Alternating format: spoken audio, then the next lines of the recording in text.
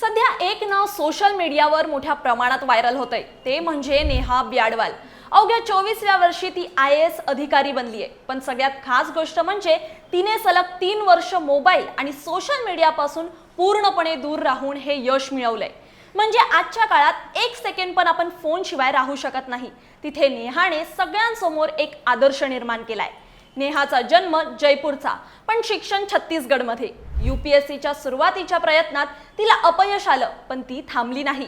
वडील आयकर विभागात अधिकारी आहेत, त्यांच्याच प्रेरणेनं नेहाने प्रयत्न सुरू ठेवले। या सगळ्यात नेहा एक गोष्ट चांगली बोलते, ते म्हणजे ध्येय पक्क असेल तर मोबाईल सारख्या गोष्टींपासून दूर राहणं अशक्य नाही।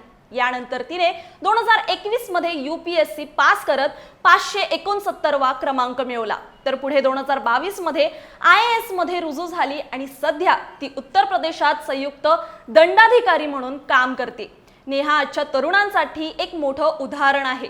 तिने आपल्या प्रयत्नांनी दाखवून दिलंय की दृढ निश्चय आणि कठोर परिश्रमाने कोणतीही मोठी परीक्षा उत्तीर्ण करता येते। तुम्हाला काय वाटतं हे आम्हाला कमेंटमध्ये नक्की सांगा।